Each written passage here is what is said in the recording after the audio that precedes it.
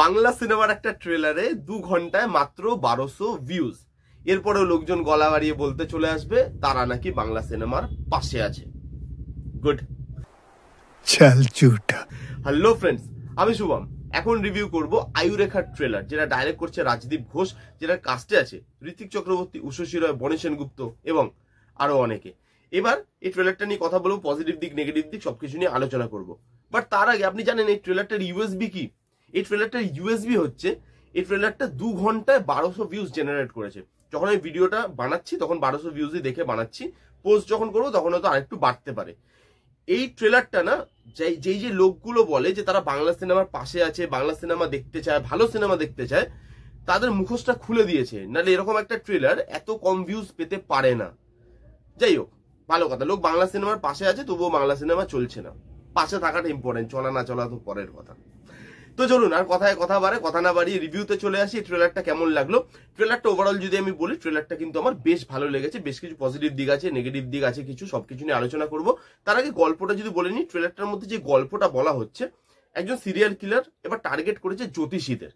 সে জ্যোতিষীদের মারছে এবং একটা ভিন্ন প্যাটার্নে সে জ্যোতিষীদের মারার পর তাদের হাতের আয়ু রেখা কেটে নিচ্ছে। এই কেসটাকে সলভ করতে আসবে ঋত্বিক চক্রবর্তী এবং তাকে সঙ্গ দিতে আসবে উষসী রয় আর বনি সেনগুপ্ত। কি এই কেস, কেন জ্যোতিষীদেরকে টার্গেট করছে, আর এই তিনজন শেষ অব্দি এই মার্ডারারটাকে ধরতে পারে কিনা বা ট্র্যাক ডাউন করতে পারে কিনা, এই নিয়েই এগোটা সিনেমাটা হতে চলেছে।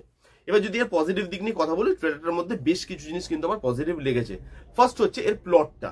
এর প্লটটা না বেশ ইন্টারেস্টিং। দেখুন, এর আগে সিরিয়াল কিলার নিয়ে অনেক সিনেমা হয়ে গেছে, এখানে বাইরে তামিল তেলেগু সব জায়গায় হয়ে গেছে। তো এখানে সিরিয়াল কিলার এবার টার্গেট করছে জ্যোতিষী, যেটা কিন্তু বেশ ইন্টারেস্টিং। কেননা জ্যোতিষী এমন একটা জিনিস যেটা নিয়ে পারসেপশন এক একটা লোকের এক এক রকম। এক একজন বলে যে তারা জ্যোতিষীকে মানে এবং জ্যোতিষীর ওপরেই পুরো লাইফটা ছেড়ে দিয়েছে। অনেকে বলে যে এরা ভণ্ড হয়, এরা ভালো হয় না। তো এই রকমই দুটোর মধ্যে একজন মানুষ আসছে যে জ্যোতিষীদেরকে মারছে। কেন মারছে, এর ভেতরে কি রহস্য আছে, জ্যোতিষীদের সাথে পার্টিকুলারলি তার কি প্রবলেম, এই সবকিছু এই সিনেমায় থাকতে চলেছে। যে প্লটটা কিন্তু আমার বেশ ইন্টারেস্টিং লেগেছে। এই প্লটে রাইটিং যদি ভালো হয়, দেখানোর কিন্তু অনেক কিছু থাকবে। কারণ আমরা রিসেন্টলিও দেখি যে টিভিতে প্রচুর জ্যোতিষীদের চ্যানেল খোলা আছে, যারা বক বক বক বক করে যায়, নিজেদের লাইফ শোধরাতে পারে না, বাট লোকের লাইফ তারা গ্যারান্টি দেয় শোধরাবে। তো এইরকম একটা জায়গায় একটা কিলার আসছে, তো এখানে দেখানোর কিন্তু অনেক কিছু আছে। সেটাকে কিভাবে দেখায়, কিভাবে এক্সিকিউট করে, সেটাই দেখার। বাট বেসিক প্লট হিসাবে জিনিসটা কিন্তু আমার বেশ ভালো লেগেছে। নেক্সট যেটা নিয়ে কথা বলবো সেটা হচ্ছে এখানে পারফরমেন্সেস।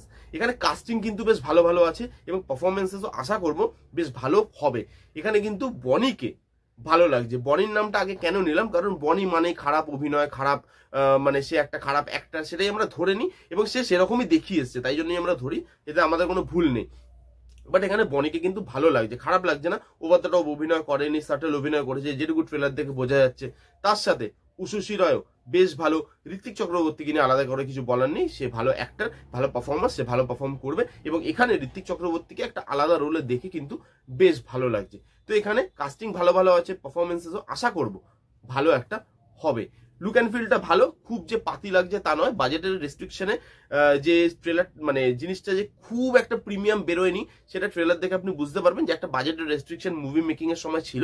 বাট তার মধ্যেও একটা ডিসেন্ট টাইপের লুক অ্যান্ড ফিল কিন্তু এরা দেওয়ার চেষ্টা করেছে। এর লুক অ্যান্ড ফিল বলুন, এর যে কালার টোন বলুন, সেটা বেশ ভালো। এগুলো নিয়ে আলাদা করে কথা বলার মতো কিছু নেই, বাট এগুলো ভালো, ডিসেন্ট। এই ছিল মোটামুটি পজিটিভ দিক। এবার নেগেটিভ দিকে আসি। দেখুন, ট্রেলার বানানোর ইন্টেন্সিটিটা ভালো ছিল, যে ট্রেলারে আমি বেশি কিছু দেখাবো না, গল্প বেশি রিভিল করবো না, সেটা তারা করেওনি। কিন্তু ট্রেলার এডিটিংটা না প্রপার হয়নি, ওইখানে একটু গন্ডগোল হয়ে গেছে। ট্রেলার এডিটিংটা অ্যাব্রাপ্ট হয়ে গেছে। একটা টাইমে একটা সিন দেখাতে হট করে কেটে দিচ্ছে, দিয়ে আবার একটা অন্য সিন চলে আসছে। তো সেইখানে ট্রেলার এডিটিংটা ফাস্ট পেস করতে গেছে, বেশি কিছু রিভিল না করেও তারা কিন্তু এডিটিংটা ভালো করে করতে পারে। কাটিংটা ইমপ্রপার হয়ে গেছে, অ্যাব্রাপ্ট হয়ে গেছে। তাদের মেন্টালিটিটা ভালো ছিল বা তাদের থিঙ্কিংটা ভালো ছিল যে বেশি কিছু দেখাবো না, বাট বেশি কিছু না দেখাতে গিয়ে কাটিংটা খুব অ্যাব্রাপ্ট হয়ে গেছে। জিনিসটা না এক সুতোয় বাধা বলে মনে হচ্ছে না, যে একটা রিদম থাকে তো সবকিছুর। এই ট্রেলারটার মধ্যে ওই রিদমটা নেই, যে দেখছি ইন্টারেস্টিং লাগবে, একটা লো পিচ থেকে শুরু হয়, হাই পিচে গিয়ে শেষ হলো, ওই জিনিসটা, ওই ফিলিংসটা কিন্তু এই ট্রেলারটার মধ্যে নেই। সেই জন্যই আমি বললাম যে এই ট্রেলারটা দেখলে আপনি বুঝতে পারবেন যে বাংলা সিনেমার একটা রেস্ট্রিক্টেড বাজেটের মধ্যে সিনেমাটা বানানো হয়েছে। ট্রেলার কাটিং দেখলে সেটা বোঝা যাচ্ছে। আর আরেকটা আমার নেগেটিভ লেগেছে, সেটা হচ্ছে বিজিএমটা খুব লাউড। একটা লোক কথা বলছে, সে কথাটা শোনাই যাচ্ছে না, বিজিএমটা এত লাউড হয়ে গেছে যে কথা কি বলছে সেটা 2বার 3বার করে রিওয়াইন্ড করে আমাদেরকে শুনতে হচ্ছে। তো এখানে কথা বোঝা যাচ্ছে না বিজিএম এর জন্য, বিজিএম লাউড হয়ে গেছে। আশা করবো মেকাররা যখন সিনেমা হলে আনবে তখন হয়তো এই জিনিসটাকে খেয়াল রেখেই আনবে।